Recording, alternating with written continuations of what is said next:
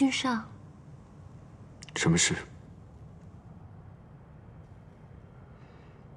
奴婢等君上很久，好不容易等到君上回来，不知君上能否听奴婢说几句话？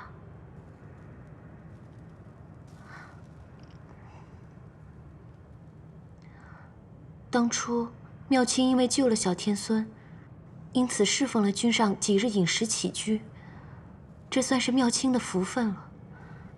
可是妙清因此却要求君上，让奴婢来洗梧宫做婢女，妄想能得到君上的垂青。这是妙清的错。妙清决定今日离开九重天，回到东海。今夜就将这一盅羹汤当做妙清最后为君上做的了。不知君上能否把它喝下，算是了断君上与妙清的这一段缘分呢？本君与你并无缘分，但你与阿离有救命之恩，你我也算是主仆一场。这个汤，就算是了断吧。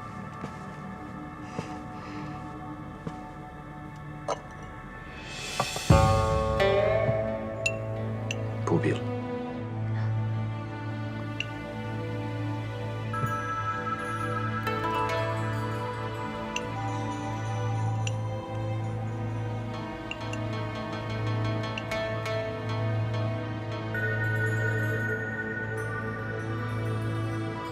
你是不是很想本君喝下去？这汤是妙清亲手做的，自然希望君上能够喝下去。这也是妙清的一番心意。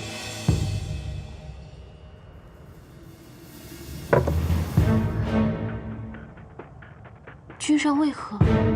本君想先问你几个问题。不知君上要问什么问题？前些日子，你回了趟东海。妙清因为很想念兄长，所以回去探望。你可知道，你去探望兄长那日，东华帝君正在凡间渡劫。不知道。那日东华帝君在凡间被人推了下去，同时白浅上神也被人推了下去。他当时周身法力被本君所封，险些淹死。是吗？好险。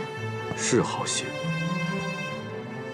你可知道白浅上神在这四海八荒是什么样的身份地位吗？青丘、天族都不会放过推他的那个人。妙清，啊，你真不害怕你们东海你的兄长会因此获罪吗？你真不怕你会因为谋害上神被永坠畜生道吗？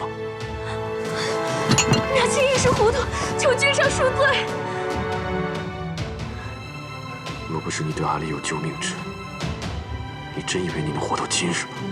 是妙清糊涂，求君上恕罪，君上恕罪啊！再来，你告诉我，这汤里面放的什么？这汤里是能让君上喝下之后与妙清欢好。这么厉害，谁给你的？是奴婢从凡间买的。凡间？你真以为凡间这种药对本君管用吗？妙清只是……君上，臣妾听宫娥们在议论，说君上在责罚妙清妹妹，也不知妹妹究竟犯了什么错，但想必一定是并无恶心，可能是太过思慕君上所致。还望君上能看在妹妹曾救过阿离的事情上，饶过她这一次吧。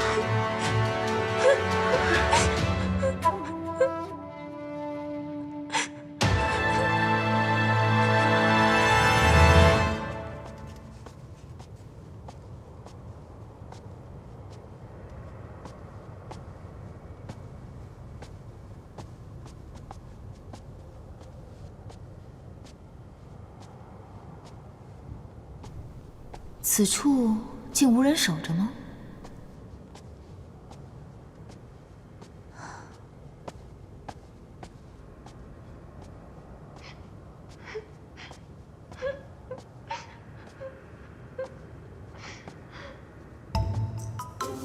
该不会当头鸿运又让我撞上别人闺阁斗趣吧？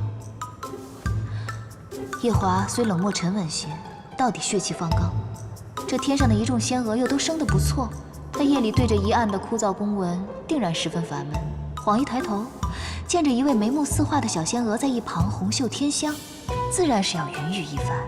我还是避一避吧。浅浅，你这一来一去的到底要做什么？那扇子我已经贴好词了，你进来拿吧。罢了，倒是要看看你能瞧上的仙娥是如何仙姿。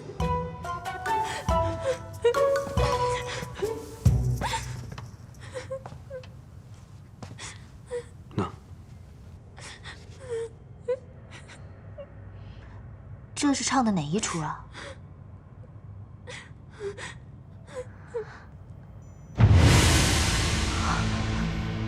好美的一双眼，可惜这小仙娥虽生的也不错，却配不上这双眼。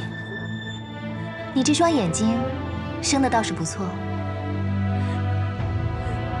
叔叔，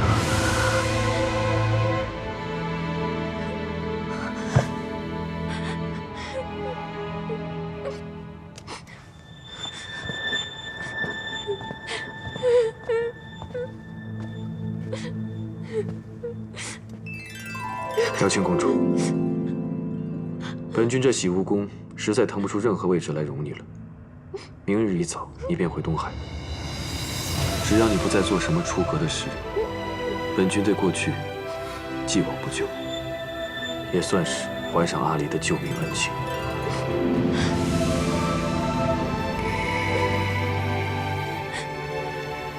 素锦，你倒是很重情义。如果你实在舍不得妙清公主，不如向天君请一道旨，请天君将你一同嫁去东海，你看如何？君上，是妙清一时迷了心窍，才会用下了秦瑶的羹汤来勾引君上。君上，不管你怎么罚我，我都不会反抗的。哪怕是每日领7749道天雷劈石，妙清都不会怕。只求君上不要让妙清离开这洗梧宫。妙清这一生的夙愿，就只能留在君上身边，一辈子伺候君上啊！娘娘，娘娘，上回妙清认错了你，你帮了妙清一次，这一次，请你再帮帮妙清。娘娘，妙清公主既然跪了我，如若我跪回去，也是拉不下这个脸的。少不得要说两句。你说。其实这个事情，真的不是妙清公主一个人的错。你当初明明知道她对你有情，还要把她带到天上来。我知道，你是为了报阿离的恩，让她躲过她的婚事，等她想清楚了再回东海。但她不一定是这样想的，她一定觉得你对她也动了心。你既给了他这个念想，又扮作正人君子，迟迟不肯动手，少不得便要逼着他亲自动手喽。但是当初他说进来洗梧宫当个婢女便心满意足。恋爱中女子说的话，你也信的？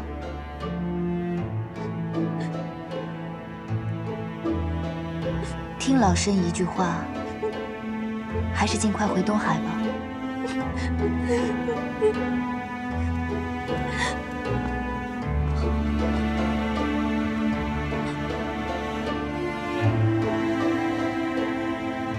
她是本君的妻，也是这洗梧宫唯一的娘娘。她既然如此说，妙清公主还是回东海吧。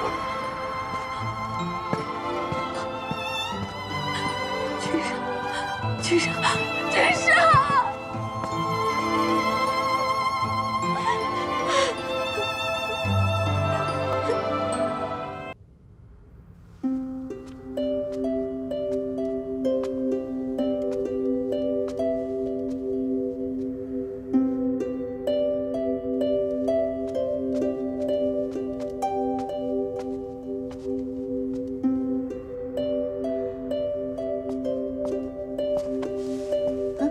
西湖宫这么大，你能找得到一兰芳花吗？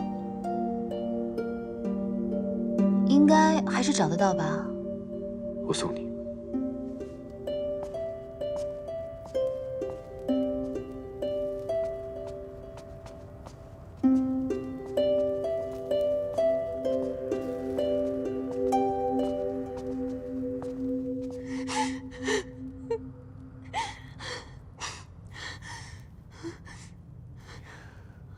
娘娘，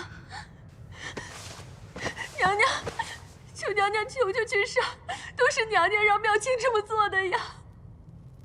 娘娘，你说是本宫让你这么做的？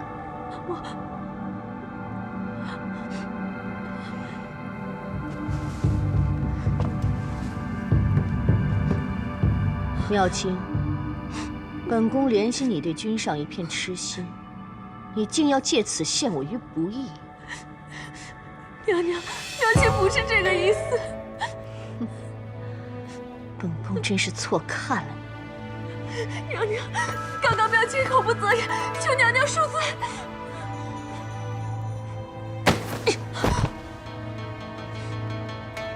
既然君上已经让你离开，你也别耽搁了，现在就走吧。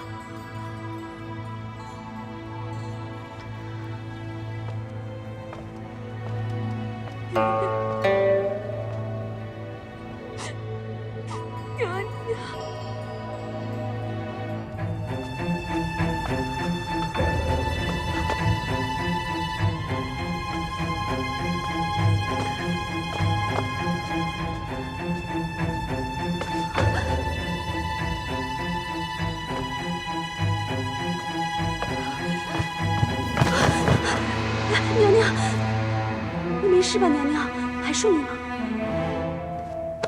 心诺，我终于知道，为何夜华会对他如此紧追不舍。娘娘，你在说什么？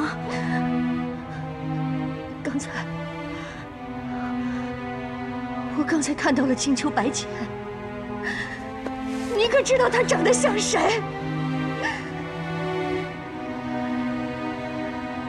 他竟与那个凡人生得一般无二。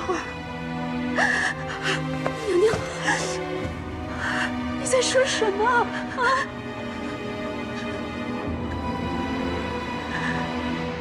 素素，就是素素，他竟和那个素素生得像极了。娘娘。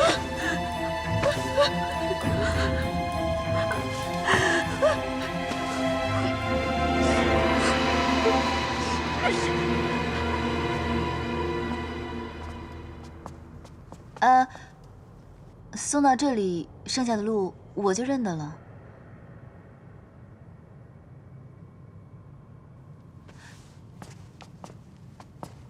哎，接下来的路我真的认得了。我送你到这里面，不是真的为你带路，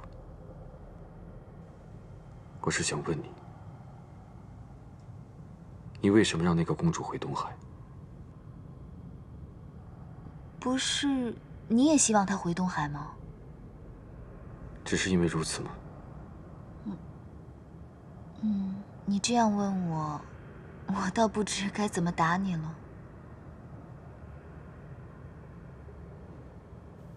果然如此。果然什么？我没有忘了之前对你的承诺，我会记得帮你纳几房侧妃的。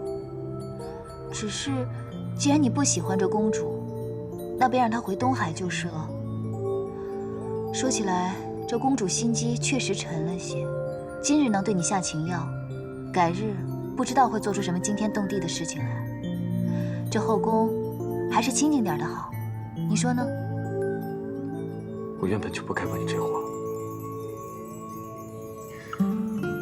方才将你叫入屋内，是为了让你促一促，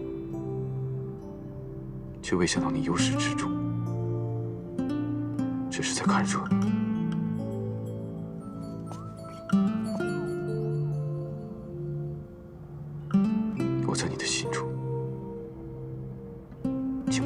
毫的分量。白浅，你的心中是不是只装得下那一个人？你要等他等到何时？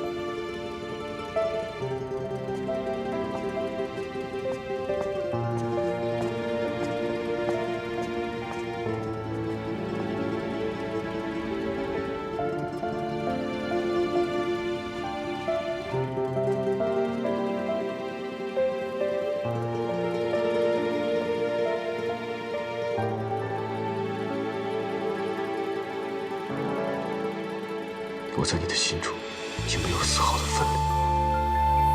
白浅，你的心中是不是只装得下那一个人？你要等他等到何时？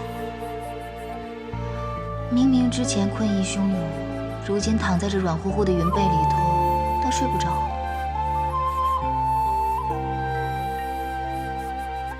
我在你的心中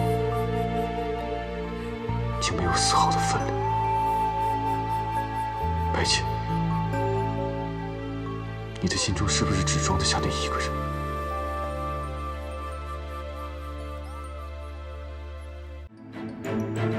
上神，上神，上神，上神！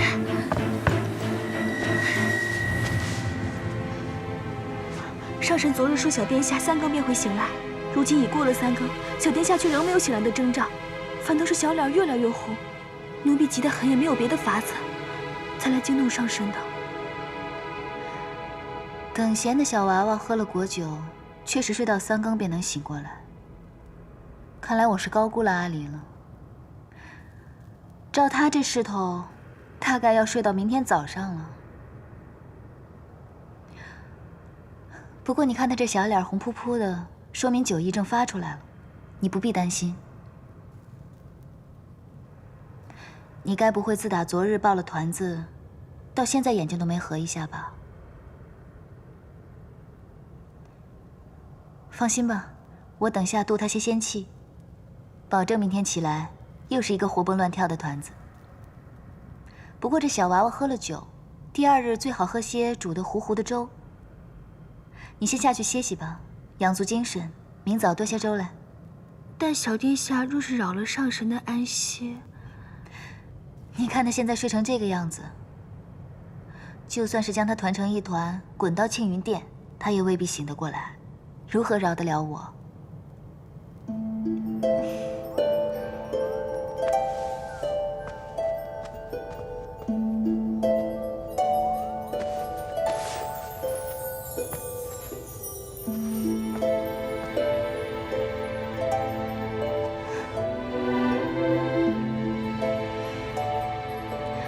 照顾小孩子真不是件容易事，这夜华也真是颇有耐心呢。来，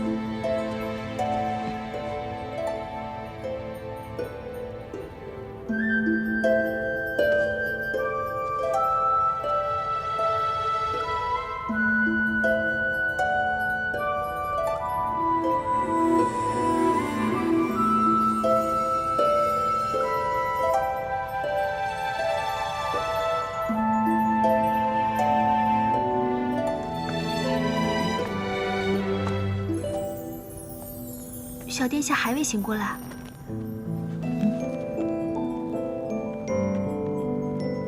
真是辛苦你熬了这碗粥了。这粥放凉了也不好，上神还未用早膳吧？若是不嫌弃，且请尝尝奴婢的手艺。不必了吧？这粥奴婢熬了2个时辰，若是倒了就可惜了。况且上神稍后还要去上清静的天泉，空着复去也不好。你说的也是，那我便尝尝吧。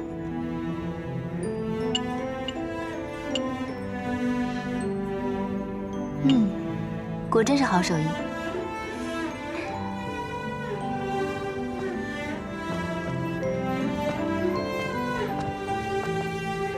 上人，这么大阵仗，灵宝天尊真是有心人啊。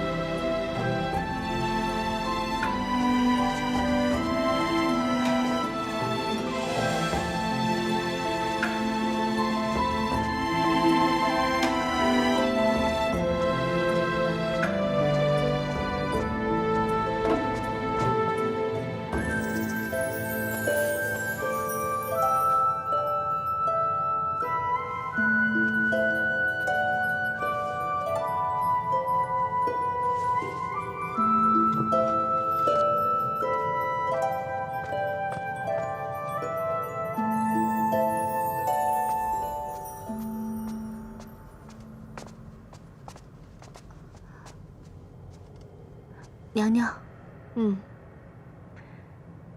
本宫晨间散步，受一股纯然的仙气指引，不经意就走到了这儿。怎么，这一览风华里来了什么贵客吗？回娘娘，是白浅上神。是青丘的那位姑姑。你怎的也不去我宫里通禀一声？回娘娘，君上吩咐，任何人不得打扰姑姑。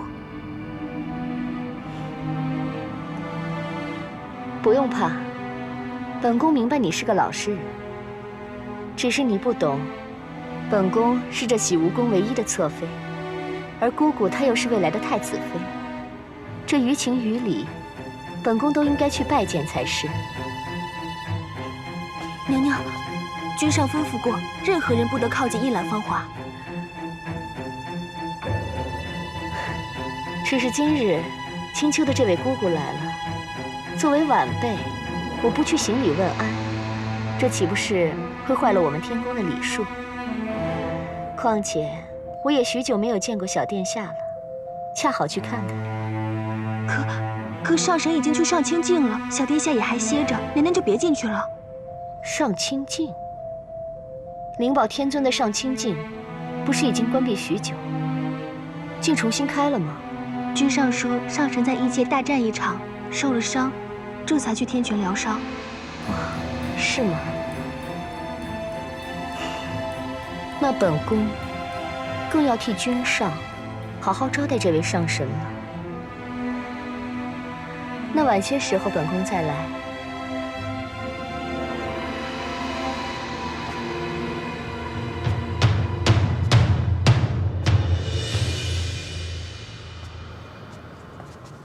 我当初一见他，便晓得他是个不安分的。那东海上来的妙卿，昨夜果然出事了。也不知道他到底犯了什么事。听说昨天夜里，我们娘娘还去为那妙卿求了情，在君上的书房里跪了半夜。娘娘还真是万中无一的娘娘，人长得美，性子也和顺，却不知君上为什么从来也瞧不上她。我分到娘娘殿中这么长时间，却还没见君上来过一回呢。唉，娘娘不容易，真是不容易呀。是啊，娘娘这样善良慈悲，将来怕是要吃青丘那位上神许多苦头。听他们说完，你可听说青丘那位上神，像是已有14万岁了？竟有14万岁了，那不是成老太婆了吗？哼，老不知羞的，定是用法术迷惑了君上。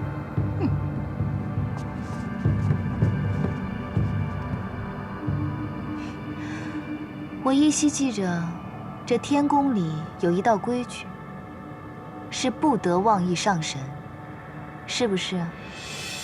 是。这两个宫女太不像话了，惹怒上神。动怒倒是没有，只不过偶然听到别人这样说，不大顺耳罢了。虽然我是不太计较，但这天宫这么大，总是要让人知道，这规矩立在这儿不是当摆设的。你们说是吗？上神说的是。而且这后宫呢，最忌讳热闹。我看这两个小仙娥也是性子太活泼了些，恐怕不适合这份差事。不如你们挑拣挑拣，帮他们另谋份差事吧。是。今日阿离也不在，我自己在这天泉也是无趣。你们在此候着吧，我去挑几本书来。是。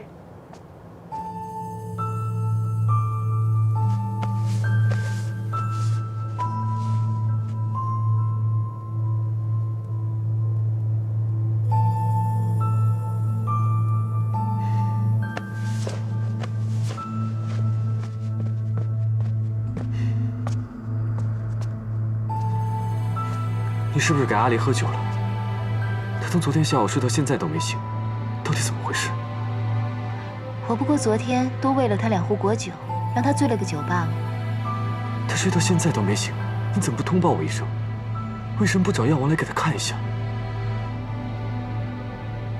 阿离还是个小孩子，你干嘛这么紧张啊？我小的时候去偷喝折颜的酒，醉了4、5天都没醒，我爹娘也没怎么样啊。再说了，阿离不是个男孩子吗？你这么娇生惯养他，免不了长大了他要娘娘腔的。阿离不是你带大的，所以你就一直将他当成继子看待。如果他是你亲生的，你还说得出这种话吗？没错，老身自然生不出来这么一个活泼讨喜的孩子来。只可惜生了阿离的那位烈女子，已经跳下了诛仙台。老身师承昆仑虚，修的是逍遥道，自然没修得一副菩萨心肠，带不好你的阿离。我记得夜华君的那位侧妃，心地倒是善良得很，肯定能将阿离照顾得很好，免得在我这里吃亏了去。你不用说这种话来气我，你知道我不是这个意思。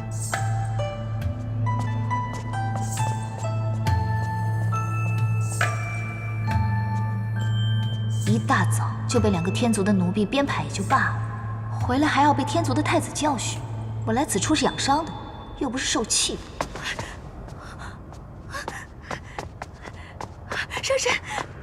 上神可见到，方才是谁从这院子里出去了？怎么了？慢慢说。上神责罚奴婢吧，都是奴婢的错。上神对小殿下这般好，就算是奴婢的主子再生，也会感念上神的。此番若因了奴婢，让小殿下栽在素锦娘娘手里，那奴婢就……你刚刚说，团子栽到素锦手里，是什么意思？是奴婢着急了。方才上神前脚刚刚走，素锦娘娘就来了，说是受了仙气指引，来一览芳华看看贵客，顺便看看小殿下。那素锦来见我？是。可君上早在300年前就说过，素锦娘娘是不得靠近一览芳华的。素锦娘娘这些年也一直遵守着规矩，可今日不知怎么的突然就来了，奴婢死活拦着才将她拦住。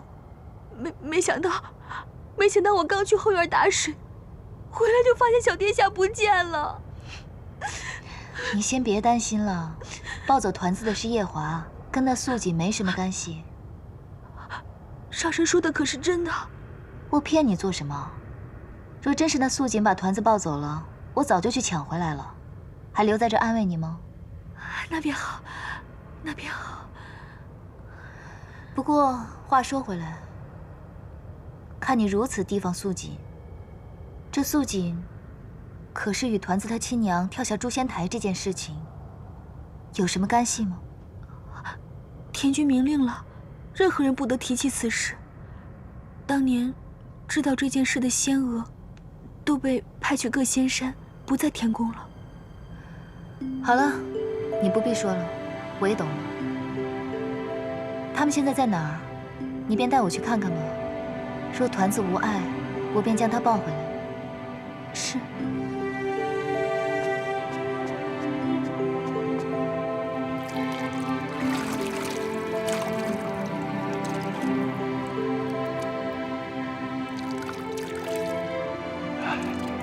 君上不必担心，小殿下只是酒量太浅，没什么大碍，在这醒酒汤里泡一泡，黄昏之前就能醒过来了。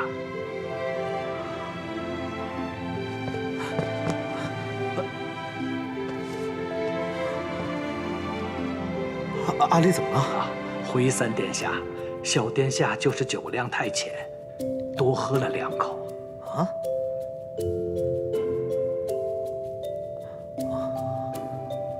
好，你先下去吧。是。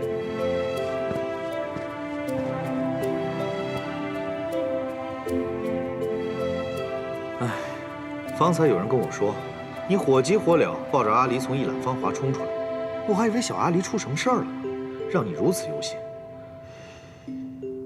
啊。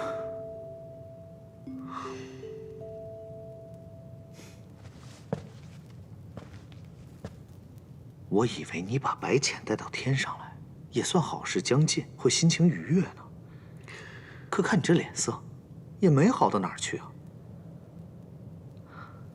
是因为要做新郎官焦虑了？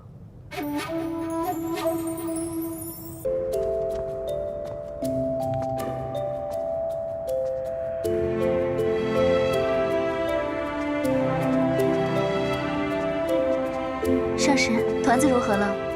回上神，小殿下如今已醒了。醒来了，为何不跟你一道回来？君上说，小殿下方才泡了药汤，今夜就留在紫宸殿了。那今天就不送过来了？罢了，我还是去看看吧。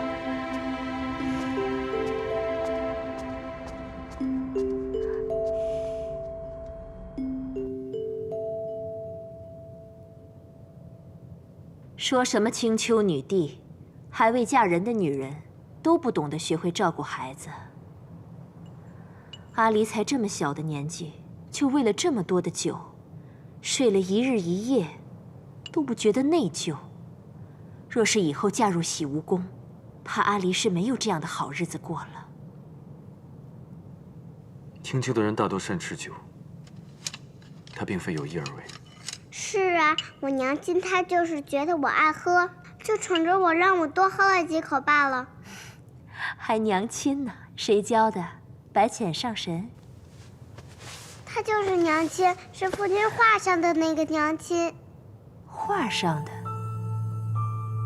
回娘娘，臣妾前2日见到姑姑时也吓了一跳，确实很像。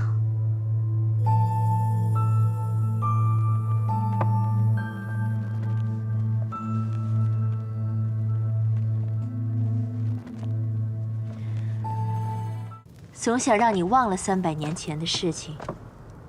如今，你心里有了这位上神，本宫反倒忐忑不安了。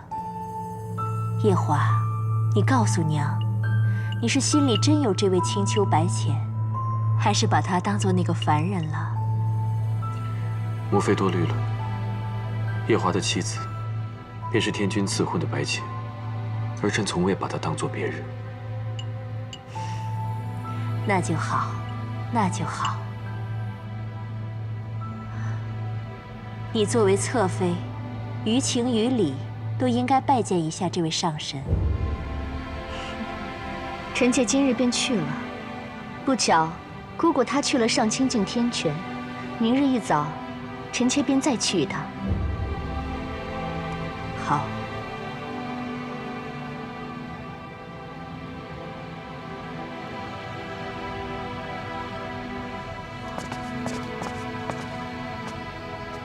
上神，平日2位不是贴身伺候吗？今日怎能守在殿外了？君上在殿内和乐须娘娘在一起。乐须娘娘，夜华的母妃。正是。上神找君上有什么要事吗？也没什么要紧事，就是想来看看阿离。那要不要属下去通报一声？不必了，我迟些再来吧。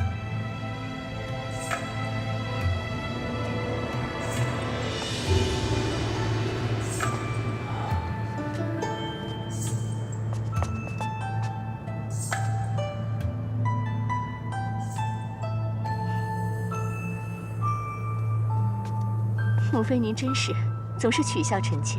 你都嫁入洗梧宫300年了，肚子还没什么动静，我不该问问吗？娘娘，这事又不是臣妾说了算。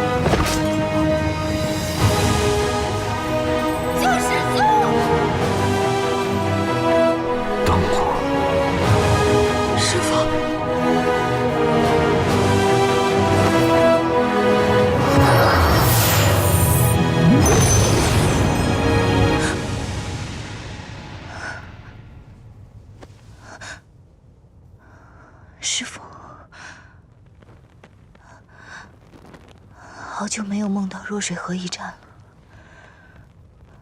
我这是怎么了？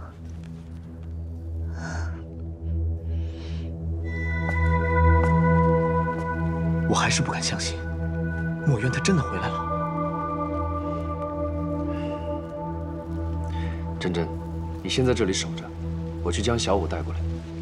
你要去告诉小舞？这是他师父，他用心头血为了7万年的人，他判了7万年的人，我当然要立刻告诉小舞，让他马上来。不行，你不能就这样去。你的意思是，夜华？对，我就是害怕夜华会多想。你要记得，他是天族太子，如果他知道自己的未婚妻这样对待别的男人，就算那个人是他的恩师，这也不妥。可夜华早已经知道墨渊的存在了。大紫明宫一战，就是他将小舞和墨渊给救出来的，你忘了吗？这不一样。就算他见到墨渊的仙体，也肯定知道墨渊已经魂飞魄散了。可如今墨渊的元神就在这儿，总有一天是要彻底返回昆仑虚，重振天族的。这可不同。此时的墨渊对他来说，是一个真真正正活着的人。你说的倒也不错。看来我让小舞知道之前，得去和这位天族太子见一见了。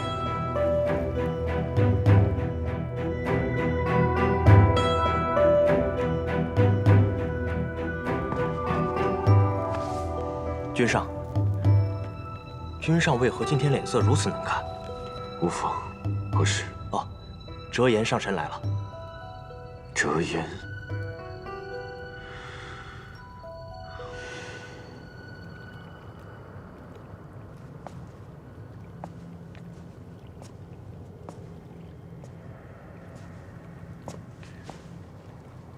折颜上神。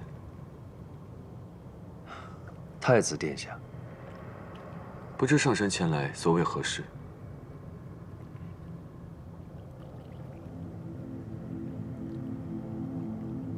墨渊要醒了。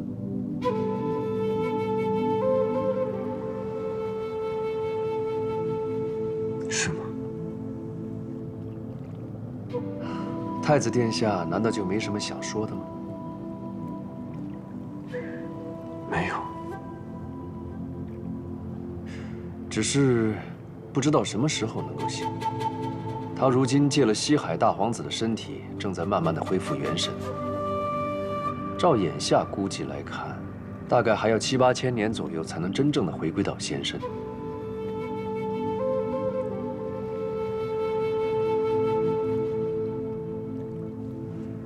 昨夜我去看墨渊的元神时，忽然想起小舞他拜师的那一年，他初次上昆仑虚，就是我带他去的。那时他听说墨渊是个战神，开心许久，还以为墨渊一定是那种有着3头6臂、气吞山河的上神。没想到拜完师后，他竟然还难以相信墨渊竟然长得如此模样。喂，你真没讹我啊？他真的是四海八荒唯一的战神墨渊啊！怎么，你都已经收了人家玉清昆仑扇了，也拜了师傅，难道后悔了？可他长得真的不像战神。我何处不像战神了？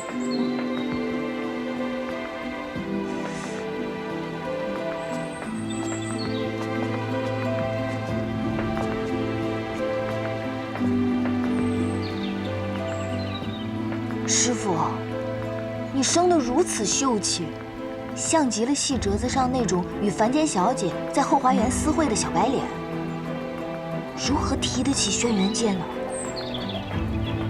你是回视我像小白脸？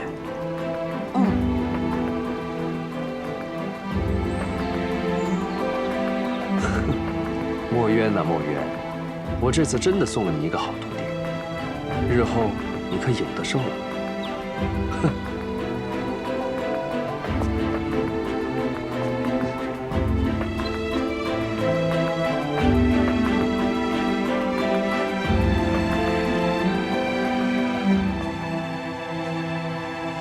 只是一时感怀，太子殿下不要太介意。无妨。夜华，你可曾怀疑过自己就是墨渊吗？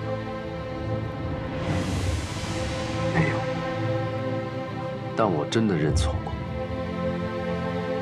甚至于到昨晚上，都还在恍惚呢。我要去找小五了。上神，请留步。可有什么法子，能让墨渊上神早日醒来？太子殿下竟如此想让墨渊早醒了？这是先前这7万年来的夙愿。墨渊上神早醒一日，先前便能稍等一天。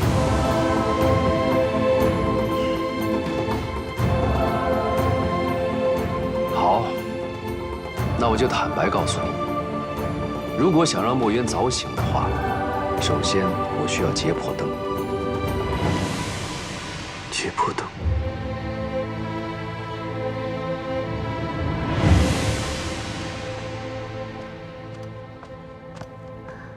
上神醒了。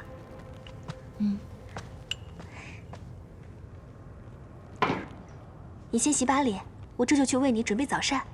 不必了，我想去趟紫宸殿，陪团子一起用早膳，他应该会欢喜的吧？是呀，小殿下可喜欢上神了，一定会高兴的。我这就带上神去。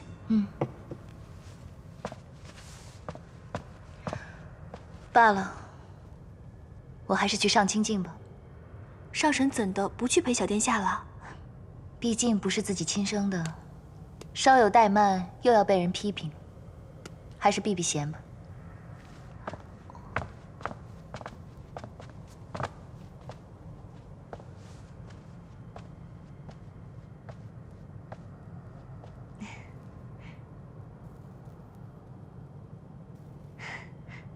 妹妹昨日一直在紫宸殿里陪乐西娘娘照顾小殿下，今晨终是脱身，便急匆匆地赶过来，特意想过来拜一拜姐姐。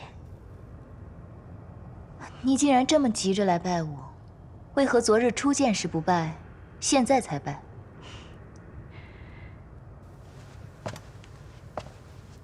这天宫与别处有些个不同，若是一场慎重的参拜，必得收拾出合宜的礼度，方能显示出参拜者的虔诚。这按照天宫的规矩，姐姐方值天宫，妹妹便该来参拜的。只是这件大事，君上从来没同妹妹提起过。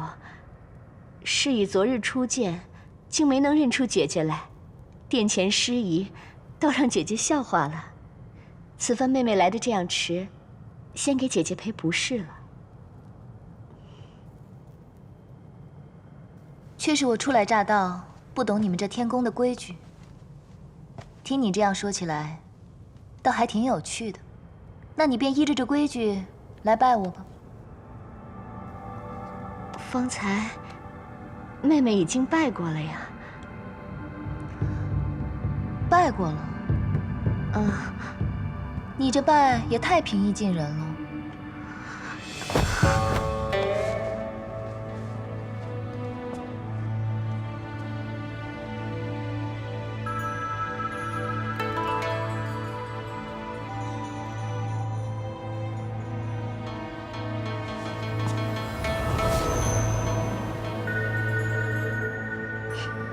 你这又是做什么？方才那一拜，妹妹是依着侧妃拜正妃的规矩；现在的这一拜，却是要拜恩人。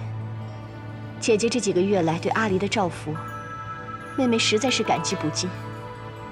阿离打小便失了母妃，因着姐姐的容貌，错将姐姐当成自己的娘亲。如此失礼，还望姐姐你能多担待些。担待倒不必，我很喜欢她。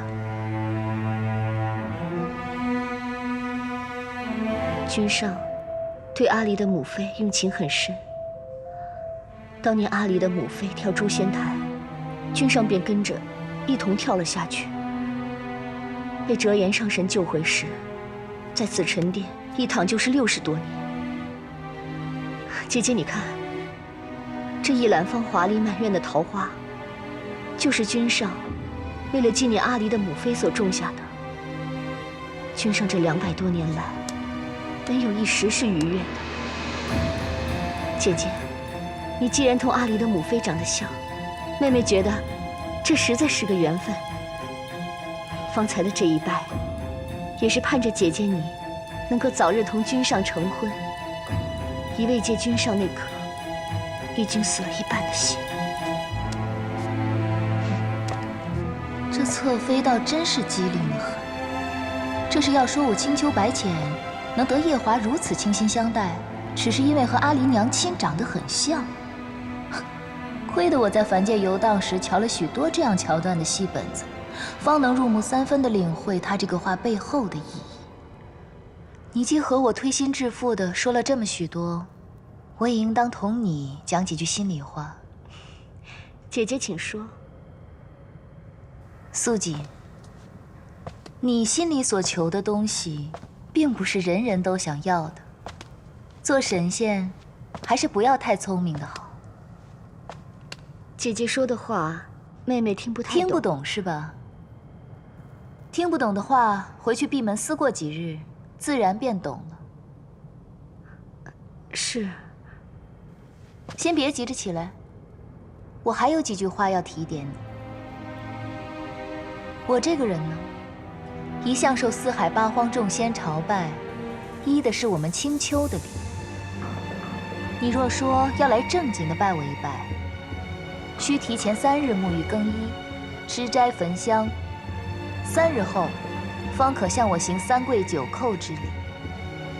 这礼是麻烦了些，但若是你那夫君夜华来拜我，我也是受得起。只是我一向不喜欢小仙们这样来拜我觉得太过繁琐，一手心意到了便可。所以你下次若是说来正经的拜我，还是行我们青丘的礼了，不必跟我提天宫的规矩了。都是妹妹疏忽了。再者，我阿娘之前并未给我添过什么妹妹，你年纪轻轻叫我一声姐姐，叫得我心里不太舒服。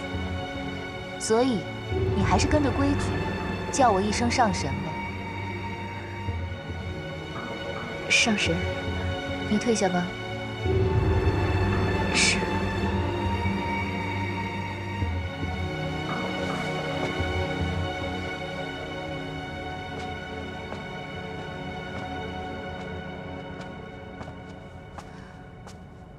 想不到夜华就是这样的情种。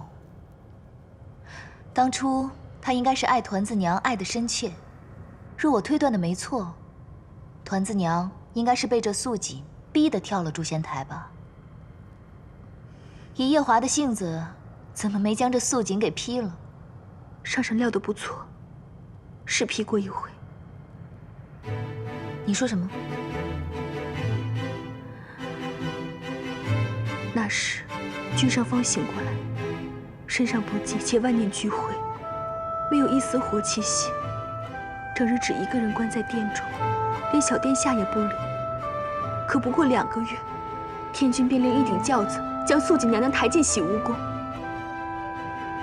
那一日，君上将一把冷剑刺入她的胸膛，天君及时赶来，将她救了回去。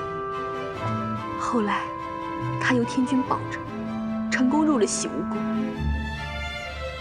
君上一直把他当成养着我家主子眼珠的一个罐子罢了。眼珠？他那双眼珠，便是从奴婢命苦的主子身上偷来的。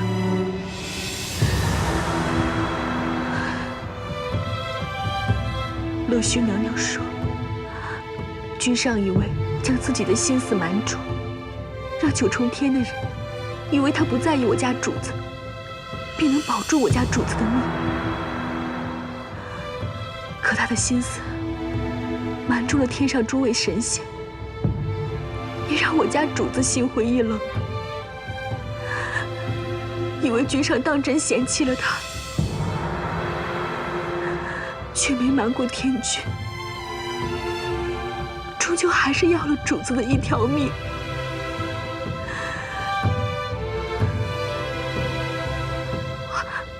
奴婢失言。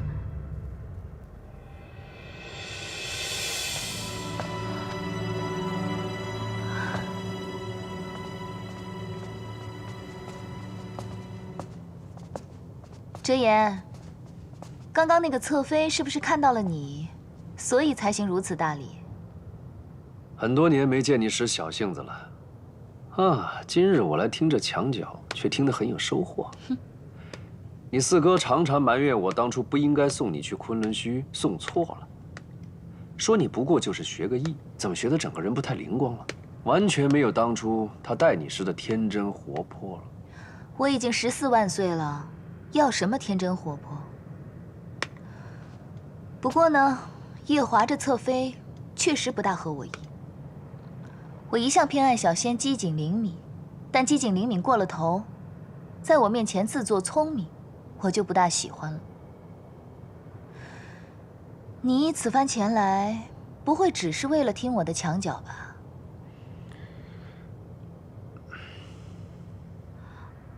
奴婢先去上清静，后着上身。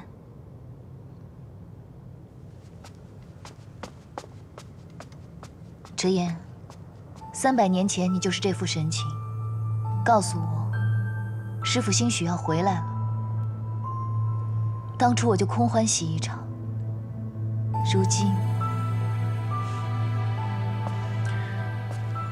今，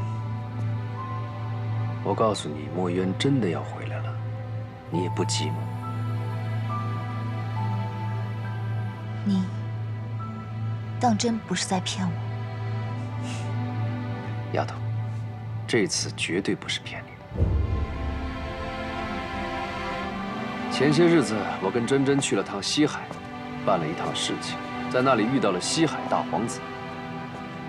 那时候我就发现这西海大皇子身上的仙气很不一般，于是我就施了仙法，查探了一番。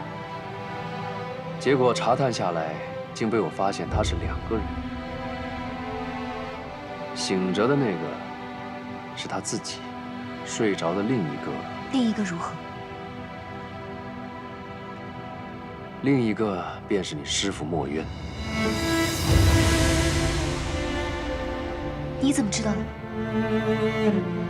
你年少时也曾跟我学过这门法术。西海大皇子身上沉睡的另一个人，我随着他的源头追随过去，查出他是由一片一片破碎的灵力结合而成。试问这4海8荒，还有谁能够凭着虚无缥缈的灵力，将一个破碎不堪的人一片一片的重新结合起来？那也就是墨渊才有这个本事。再则，他是父神的嫡子，我是父神养大的。从小我们2个便在一起，他的仙气，我自然是熟悉得很。从前你曾经跟我提过，说墨渊灰飞烟灭之前，曾嘱咐你们10几个师兄弟等他。我一直以为那是他留给你们的一个念想，直到昨夜我见到他，才真正叫我佩服。墨渊这辈子从没让人失望过，这才是峥嵘男儿的本色。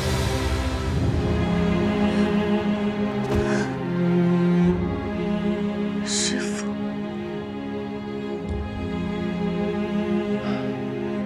他花了7万年才到今日这个模样，如今还有一点散，需要借旁人的仙力继续调养。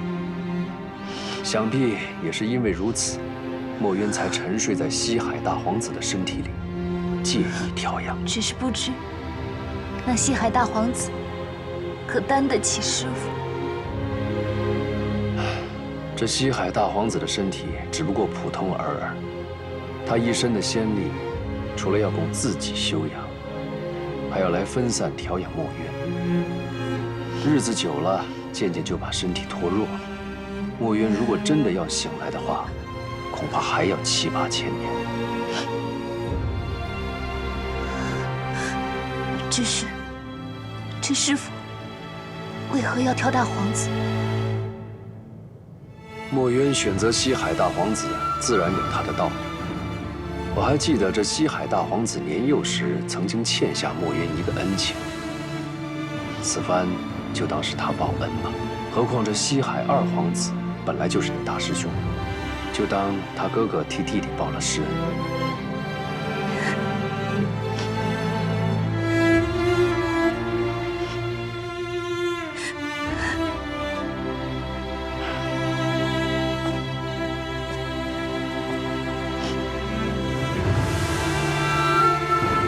丫头，你怎么哭了？这件事情，我心心念念了7万年，我真的怕又是空欢喜一场。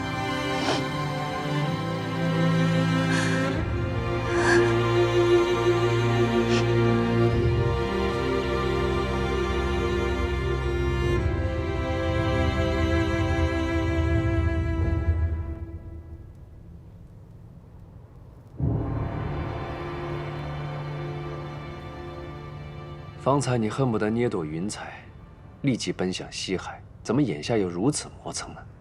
方才听完你说的这番话，我实在没办法好好的待在这9重天了。就算师父还没有醒过来，我也想去看一看他。只怕你突然离开，没法对你未来的夫婿交代。来这上清净疗伤，我终归欠他人情。若是不告而别，显得我没度量；若是去告别一番，罢了。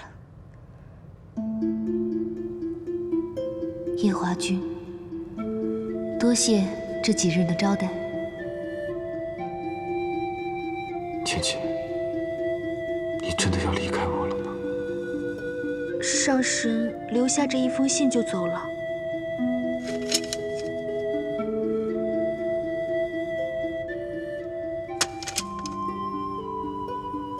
他可还有什么话吗？一句话也没有，看上去应该是家里出了什么要紧事，红肿着一双眼睛，也来不及看眼小殿下就走了。去吧。